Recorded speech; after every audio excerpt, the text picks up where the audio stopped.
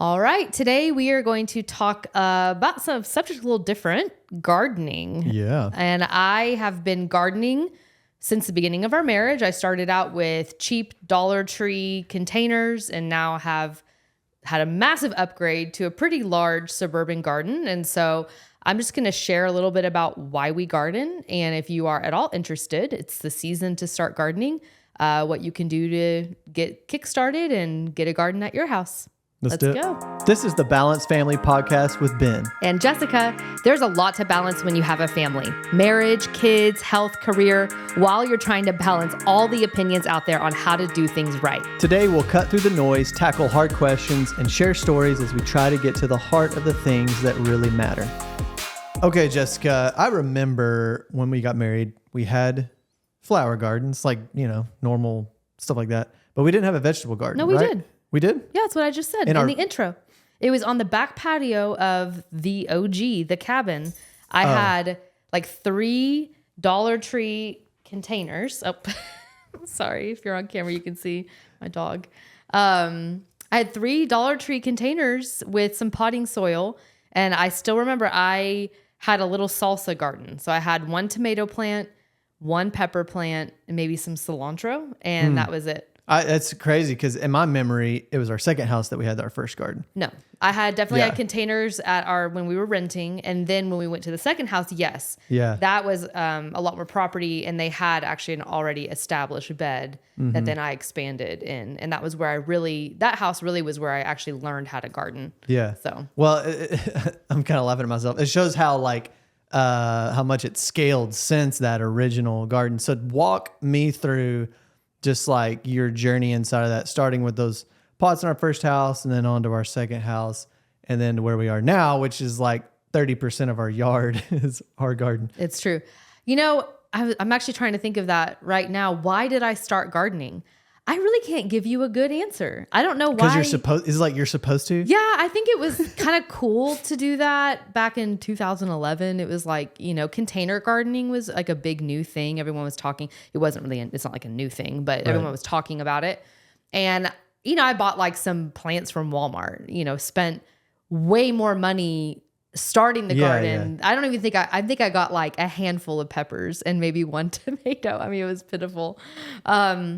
But when we moved out to the second house and we started having kids, I got a lot more interested in gardening. And that was where I remember I was really into square foot gardening. It's a method of gardening. And it's a really good method for beginners where essentially instead of it simplifies plant spacing and helps you be able to kind of map and grid out your garden bed for maximum production. And I just got interested in that. And I think it was a hobby that I just over time got more and more interested in. But I wouldn't say that I started out with this plan of like, I'm going to grow our own food and preserve it. Right. That was not the goal. Well, I remember it never coming up in conversation hardly. No. And especially in that very first house, that's why I don't even remember, is because it was almost like you did that almost like you take care of flowers in your flower bed and pull weeds in your flower bed. You know what I'm saying? It was like, it was not a feature of our life like it is now. It is very much a feature now. But yeah, I mean, I remember you starting that garden, and I think it might have even been, I remember like touring that property. So this property was like almost 2 acres outside of town. It was really great. And I remember that garden being there and you being like, oh, cool. Yeah, there's already a garden. I guess I'll just kind of do. But it wasn't like now. It's like you have read books. You talk about it. You nerd out with me. I taught a master class to a bunch of students at our girls' school about gardening. And just a little side note on that. That was wild because our girls go to a school that is actually technically international. We have students in Canada who go to this school. It's a virtual hybrid school. Anyway, won't get into all the school model part of it. But I had to teach kids who literally lived in Phoenix, Arizona, and Toronto, Canada. And those climates are very different, especially in the month of February. So that was actually quite a challenge for me because I had to learn a lot more even about other climates to be able to help all of them get started with their own gardens. And that honestly was like so fun. Yeah, and I bet. can't wait to do it again. Well, okay, but what was that shift? Was it before we moved out to this house, or was it what did you have that shift before. back then? Yeah, it was definitely while we were at the Greenland house, is what we'll call it. Yeah, I think a part of it was having kids, which kind of lines up with our itinerary of what we're going to talk about today, but kind of like why garden. Honestly, it was something to do. You know, I transitioned to, well, I guess in that house, I wasn't a stay-at-home mom. Well, I was a stay-at-home mom for part of that time. And I was a part-time stay-at-home mom anyway. I don't know, as you're having kids and you're at home, I don't know, for me, I really appreciated having hobbies. And so I think that house in particular was where I started learning how to make bread. I started learning back how then, to really. I was doing yeast bread. I wasn't doing sourdough I am now. But I learned how to make bread. I really taught myself like how to for real cook on like another level. You know, when we first got married, I was cooking a little bit, but not as much. I think it was just something to do outside with the kids. Yeah. And then I started getting really interested in the idea of I could like really grow my own food. Yeah. Like that's pretty cool. But it wasn't really until we moved into the house that we're in currently that I got like really into gardening. Yeah. So, the kids thing is a big deal because it's so weird. Like when you become a parent, it just feels like there's so much in your life that gets activated.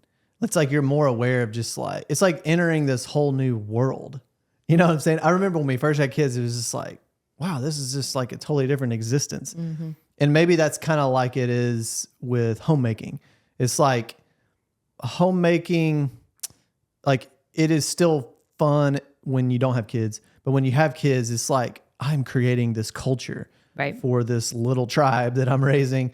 And, but I loved that image, even when our girls were like babies in that old Greenland home, just them being out there near the garden or just being outside while you were working in our little raised bed. But I remember, one of the funniest stories that I look back on in that old house was, I don't know what we were doing in the yard, but we weren't around the garden, but like Journey, our oldest how old was she? She was a baby. I mean, she was like 2. Yeah. It was probably after. Younger than that. Well, it was right after Millie was born. It was that summer. I had a little garden, which is wild to me that I did that. Wow. I had a garden with a newborn. Go you. Okay. Yeah. Overachiever. Anyway, yeah. A common theme for Jessica. But I remember we were like busy outside and I looked over and Journey was sitting by the garden and you had cherry tomatoes growing. Yeah. And she went through the entire crop of cherry tomatoes in one sitting. She didn't eat them though. She was tasting them. She would take a cherry tomato, put it in her mouth, chew it up, get her other hand, put it down, like place it down on the ground. It was like so straight. Then she was on to the next one. There was probably 100 cherry tomatoes on the ground. Because we were out there working for like an hour. It was like, I remember it was like, you were really bummed because you lost your entire tomato plant, but it was so sweet and like this great image that stuck with us of just when kids are outside and you get them engaged with just something to do with nature, like it's just natural. Like kids love it. And does she like tomatoes?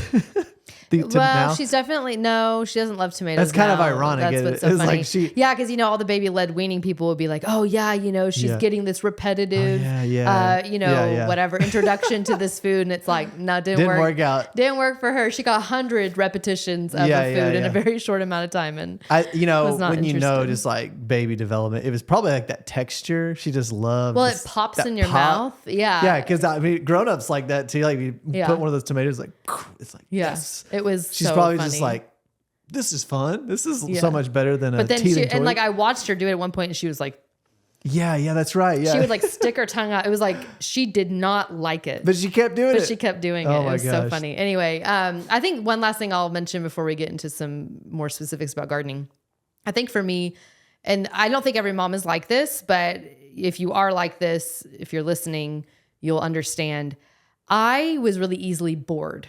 Like as a stay-at-home mom, it can be a little bit boring, and I don't mean that in a mean way. Like I love my kids, busy but still boring, super busy, repetitive. But not mentally. And I think for me, I really like wished I wanted mental stimulation. Yeah. And so the gardening was an activity that I could do with my kids that gave me that mental stimulation that I was looking for. It was a project. It was a thing for me to learn about, for me to experiment with. We would go to the library and I would get books on it. I like really deep dove into all the information. It got us outside. I think the other thing too is that you're always kind of looking for activities to do with your kids that they would at least somewhat enjoy. And it wasn't like they like really, especially at that age, it wasn't like they really helped me with the garden. I mean, let's be honest. But they would have a little pail and, you know, they would drop a seed into the ground, or they would have a little shovel that they would shovel around dirt. And it was just something for us to do. We would go outside and water the garden together every day. And I just really appreciated that because it gave my day a little bit more structure and gave me kind of an outlet. And then also helped the kids get outside, which was always good. And, you know, we never set out to be like, our kids are going to really appreciate food and and sourcing and like where food comes from. But that did eventually become like this added benefit, because when where our kids were engaged in the garden, like they ask questions and they start to make connections between stuff they eat and like how stuff actually grows. Same thing with hunting and fishing. Like we hunt, we fish, and it's not like we originally set out to be like, we will do this so our kids understand like sustainable meat and stuff. But that is an added benefit of that. Like our girls, like they understand where meat comes from. My girls they have butchered meat before and cleaned fish before. Like they understand that work, that food comes from work. And I've enjoyed that connection with the garden, is like they are more connected to their food source. Not that we grow everything in our diet, but at least then they make that connection for stuff that we buy at the store. That's like somebody had to grow this. And they also are more adventurous. They're more likely to try the food that they have grown or they've seen you grow. That's true. And so I have seen our girls try foods that they probably wouldn't try if I just bought them, you know, from the grocery store. And it's, you know, not that they then all of a sudden eat, you know, every food under the rainbow, but they definitely they have found the foods that they really like. And I have figured out the foods that we actually eat as a family. And then I have been able to then like up that production and really, you know, grow food that we're going to eat. But yeah, it's probably one of the best things. We have a strawberry patch, and right now as we're recording, it's strawberry season. And the look on our girls' faces when they get to run out every day. I've taught them how to pick ripe strawberries, what to look for. We have a rabbit problem, so they've been helping me kind of figure out what to do about the rabbit who's stealing all the strawberries and the bugs. You know, it's just really cool to get to see them get so excited. Yeah, all three of them like really enjoy that. And I don't think every kid has to like that or likes that. I mean, I really like trees. I do appreciate a nice flower garden and like shrubs. Like I do appreciate landscaping. Like if I had to spend time, I would rather do landscaping than like a vegetable garden. But all of our girls, like hands down, like they would rather be in the vegetable garden than like go to the nursery and pick out flowers or whatever. No doubt. Yeah. Okay, so we've kind of talked about the benefits of that, just like as a family. For anybody that's listening out there, how do you even get started? Yeah, I think there's a lot of different ways to get started, and it's similar to anything that you learn. You can easily get overwhelmed. And I don't know if you know anything about me, but I'm like this with sourdough. I'm like this with gardening. I'm like this with birth. I'm like, we are way overcomplicating things, and people are trying to make a whole lot of money off of making stuff complicated that just is not that complicated. And with gardening, I feel the same way. There's so much out there about gardening, and it can just be really overwhelming for a beginner. And there are definitely some learning curves. But I think container gardening, no question, is the best way to get started. It's cheap because you can container garden in anything. I recommend plastic tubs, and you just drill holes in the bottom. They are really deep, so you might want to look for plastic tubs that you can get the really deep ones, and I can talk about how to not have to fill that entire thing with soil because that can get expensive. You could even buy a tub that's, you know, at least 12 inches. But essentially what you're doing is you're creating a portable raised bed by doing that. You don't need to go and buy all the, you know, wooden raised beds or, you know, go build your own raised bed. You can also just plant in the ground. There's pros and cons to that. If you are like us and you live in a neighborhood with Bermuda grass, I 0 out of 10 recommend that because you are going to be battling that Bermuda grass for your life. And that's why I have raised beds. It's because I am uninterested in that. Also, the topsoil that they put is like literally clay, and it would be insane for me to try to plant in it. Well, side note, that Bermuda battle has been crazy, even though they're so removed from the grass. Yeah. I mean, we have raised beds, we have pea gravel, we have really thick landscape fabric. I mean, it's ridiculous how the Bermuda makes way in there. And we still are there. dealing with Bermuda grass. It's nuts. So container gardening, I think, is the easiest route to go, no question. And, if you end up if you have just like an extra plastic tub or literally any container, as long as it has some drainage holes, you can use to garden in. I've seen people use kiddie pools. That's another really popular one. So they'll buy a cheap kiddie pool, drill some holes in the bottom of it, slap some dirt in there and plant. I wouldn't recommend using potting soil. I'd recommend using garden soil. You can buy it literally anywhere at Walmart. You can make your own mixes. If you're into that, it's a little bit more cost effective. If you have a really large space that you're wanting to fill dirt in, you can oftentimes buy it in bulk if you have a pickup truck. But to me, that's like down the road. You're right. Initially, just get started. And then I would definitely recommend planting things that are simple and easy to grow. You can buy a packet of green bean seeds. You do not need to buy the plants already done. You don't need to buy squash plants already, the transplants. That's a waste of money. Go buy the seeds. They're like $1.50 a packet for green beans, cucumbers, squash. Those are like the main 3 that I feel like are really easy to grow from seed, and you can put those in there. Then I would recommend buying, I recommend buying bell peppers and tomatoes already started, just because most places have kind of a shorter growing season, and that can be helpful. And you just put them in. I mean, you can look at the packet, look at the amount of space that each plant needs. And like a lot of times you can do like a tomato plant in the middle. You can do some pepper plants around it, and then green beans can grow like literally anywhere. They can grow in like this much soil.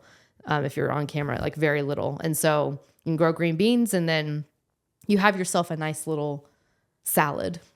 What are you laughing about? I'm laughing at that. You've got Lucy in like a chokehold, and you've been moving your hands while you're talking, and she's like stayed asleep while you've like moved her around. Poor girl. If people are listening, can't see her, but she's snuggled. She's the podcast mascot now. Yeah, she is. It's true. Anyway, so that's kind of like a really quick, like simple, just simple way to get started. Now, here in Northwest Arkansas, like our climate, and we're like middle of the road as far as like what you can grow, what time of year. I mean, that changes pretty wildly across North America, right? It's true. Yeah. So, if you live in California or in the South, a lot of the pepper plants, for example, are actually perennial. Perennial means that they come back year after year. You don't have to replant them every year. In Northwest Arkansas, they are annual, meaning every year you have to replant a new plant. There's going to be a lot of differences, and those are all this is where I do feel like there is like a base level of information. I actually did take an online course, about gardening. Hey, online learning. It works. I was at a point in my gardening where I was like, I would like to up level. Yeah. And I don't want to have to look for blogs. And the particular course that I took, the lady who teaches it is actually located just a couple hours south of here. And so I was like, okay, cool. She's in a similar climate. That's great. It was such a good investment for me because it just shortcutted for me a lot of information and gave me a lot of help. I was really wanting to increase my yields, and I was wanting to understand how to maximize my growing season and succession plants. What that means is instead of just planting once in May and then that's it, actually learning how to time out planting and really actually planning out my beds. Okay, like this plant is done producing, so I'm going to pull it and I'm going to plant something else in its place, and actually planning that out beforehand really helped me up my yields and really helped me actually produce a lot more food. And that was an interest of mine. So that gets into the deep dive that we ain't going to do on this podcast. honestly, I would love to like create a course someday. Someday we probably should have a series, and we should probably have guests from the Balanced Families membership that are also in our, because in the Balanced Families membership, there's a homemaking and DIY group. We've been chatting. We should have people of like all these different regions, and we come together and talk about each region. That would be cool. Because we have some gardeners in the group for sure, and they're all planting right now. It's planting season, so it's exciting. So, talking about the deep dive. So, I'm laughing because I could just picture how over time, like our home and yard and things have been just like taken over by gardening stuff. Before you were into preserving, didn't you try to do seeding? What do you mean? Like grow, like, preserving the seed from the plants? What do you mean? Yeah. Yeah, I've done that before. Okay. Definitely. Well, excuse me. Also, just the lights and the growing the seeds, like at scale. Starting the seeds. Seed starters. Yeah. Yeah, I was like, what are you talking about? Oh, yeah. So because I want to grow larger quantities, I realized that it would be a wise investment for me to actually start my own seeds. But in order to do that in Northwest Arkansas, a greenhouse can work sometimes, but we do get pretty cold here. Yeah. We have, really cold winters sometimes where we get below 0, and a greenhouse just wouldn't really work for that.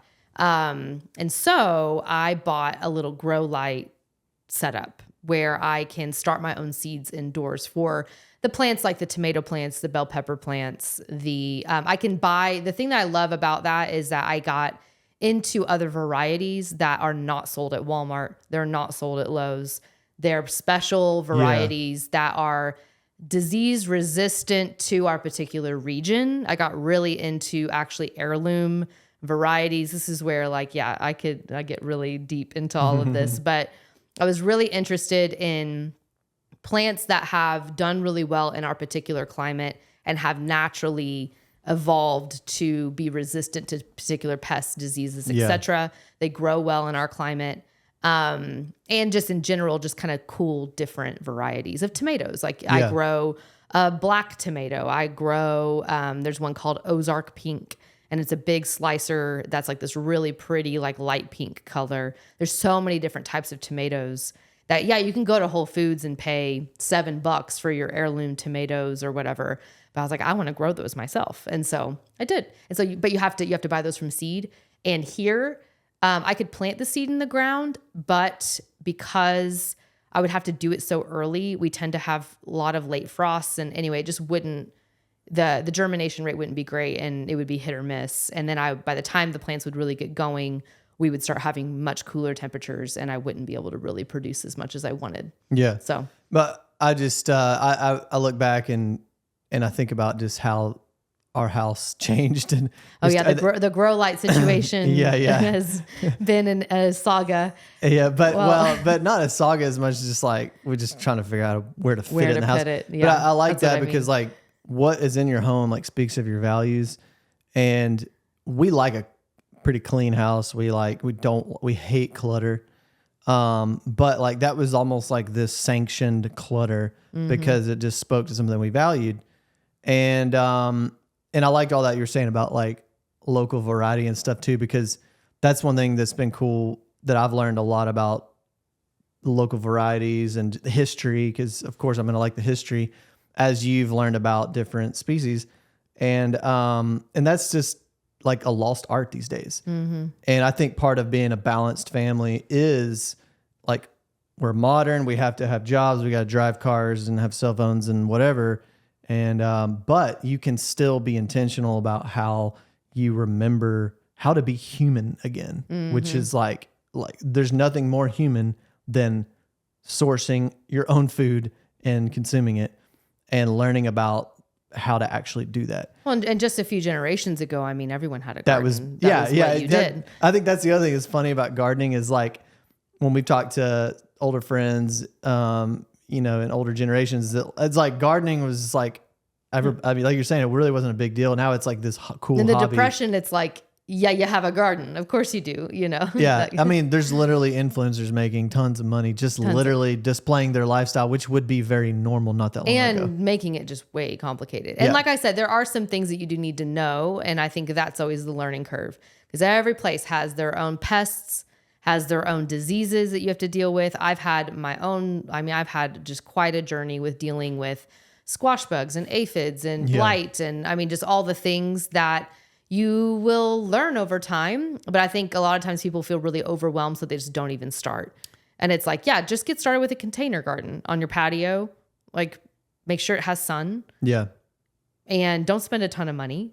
Just like get something going and just enjoy it and learn as you go, The local variety thing also made me think about fruit trees. I do know a bit about fruit trees. We just planted some fruit trees in our backyard. And that's also so fun. when we to say learn our about. Backyard is becoming quite the I don't know. It's it's becoming very food But focused. it is cool to learn about the history of different species in North America that came about and for different purposes. But you mentioned bugs, so let's talk about organic gardening. Like, is it really worth it? Like, what is your journey inside of that? I mostly organic garden, but I'm not a purist. Yeah. So, and I'm gonna tell a story that's really funny. So I was at the farmer's market, and I have always battled squash bugs. So if you live anywhere in the Mid-South, probably elsewhere, I don't know where else has squash bugs, but squash bugs, it's like you plant a squash plant and you might get like a week of harvest and then your plant is going to die due to all these squash bugs. They're impossible to get rid of. They live in your soil. They overwinter. It's just impossible unless you use Sevin, which is like the ultimate killer of all pests. Organic gardening is like anti-Sevin. You're not cool. If you eat, you can't. And it kills pollinators. Yeah, it's horrible. Totally. And so I go to the farmer's market and I go up to a stand and she has a ton of squash. And this farmer's market is definitely organic farming vibes there. Vibes, yeah. And I'm like, okay, tell me your secret. Like, what do you do? And she goes, Sevin? And I was like, what? Yeah. And she was like, I just spray it on. And I was like, okay. Yeah. And this farmer's market, gosh. in like where we're at, there's just like a lot of hippies, hippie. a lot of just purists, and it was just wild. And I was a lot of millennials just wanting to do it right. And everyone who shops there definitely thinks that those are organic, and they are definitely not organic. That is so funny. Anyway, very funny. And so no, I actually am majority organic. If I actually just don't grow squash anymore or if I do a really late season crop because usually the squash bugs are gone by then. Anyway, it's like a whole thing. So I get some squash, but our kids don't even really like squash. So I was like, okay, why am I even planting this? This is silly. And so so I would say actually I'm majority organic gardening because I do feel as though, I do want to lessen the impact of pesticides inside of our food. Shopping organic for vegetables is really expensive. And so if I'm going to grow it, if I'm going to take the time to do it, I might as well make it as high a quality as possible. So I really don't use any pesticides or, I use organic fertilizers. I use this really disgusting fish fertilizer that I spilled all over our house. Oh yeah. I remember that a few weeks ago. And I don't even want to talk about it because I have PTSD. That was so gross. We're just gonna let that settle for a minute. Okay, gross. So that was terrible. I'm pro. I think that especially when we're talking about our pollinator populations, when we're talking about really giving an opportunity for the natural ecosystem to work. I think that I'd really just try really hard to encourage the natural. So for example, there's a particular bud called an aphid. And I think it's so interesting. This is just a little side note. These are the things that I love to talk about.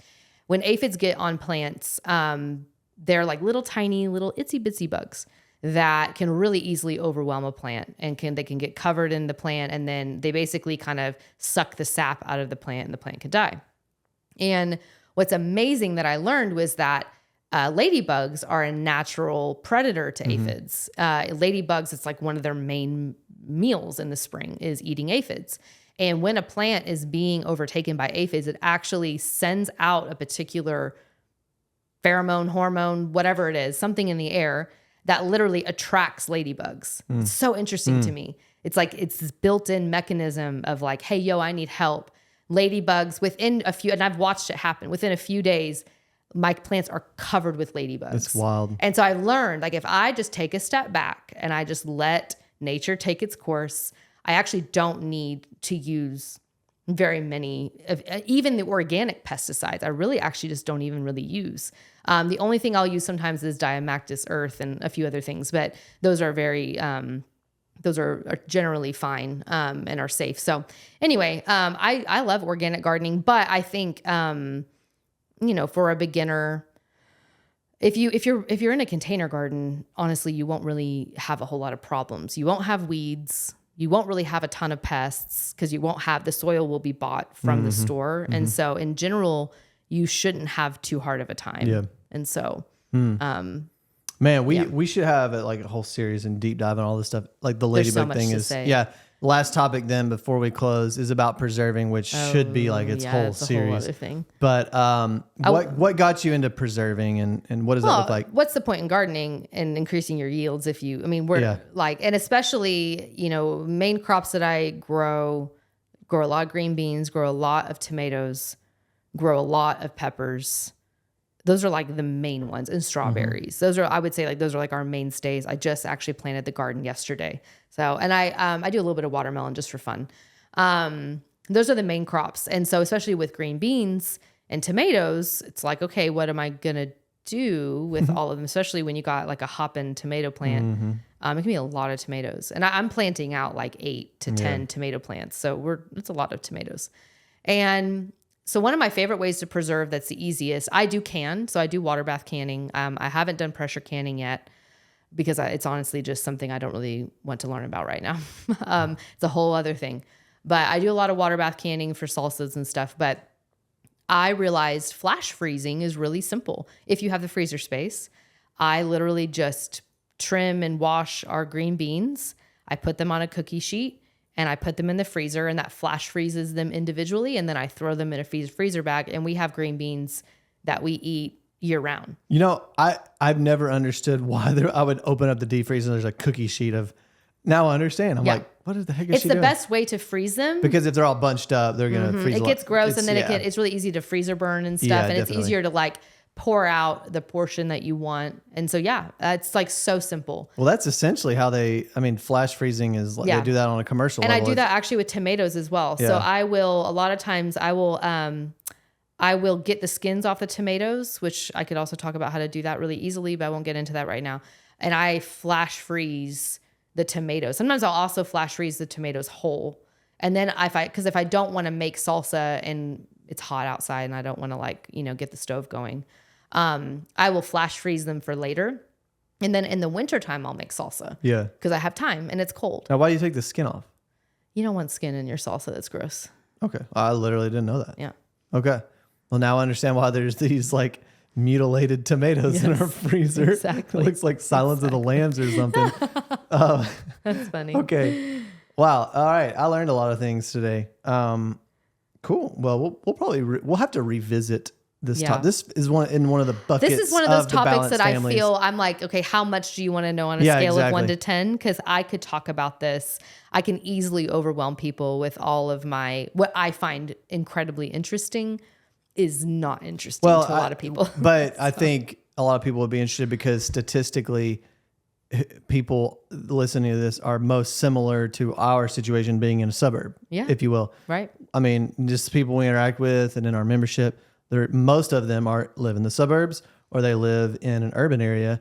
And that's just kind of how population's dispersed. Mm-hmm. But what's been cool for me to watch you is our very uniform little subdivision, you've made our backyard into its own little ecosystem. And it's been cool to watch. We're lacking chickens. That's the only thing we're missing out on. And I'm trying to bat my eyelashes right now at Ben. I don't know about that, except for all the recent egg price hikes. Yeah, could have that's been handy. true. All right, cool. Well, that's really awesome. Hey, if you're a part of the Balanced Families membership and you haven't joined the homemaking and DIY group, definitely jump on there, talk shop with Jessica. You can ask me any questions you have. I'd be happy. I'd be thrilled to answer. Yeah. If you're not a member, go check it out at balancefamilies.com. Yep. All right. See y'all next time. See ya. Bye. Thank you so much for listening today. It would mean so much to us if you left a review on Spotify, Apple Podcasts, or wherever you heard this. And let us know your thoughts on today's episode by leaving a comment on Spotify or YouTube, where you can also watch these episodes.